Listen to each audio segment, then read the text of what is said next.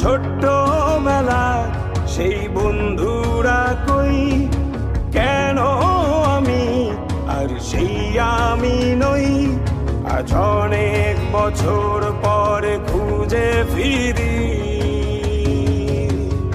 কোথায় আহারে আহারে আহারে শৈশব, কোথায় হারিয়ে গেল যে আহারে কৈশব। কোথায় আহারে আহারে আহারে শৈশব, কোথায় হারিয়ে গেল যে আহারে কৈশব।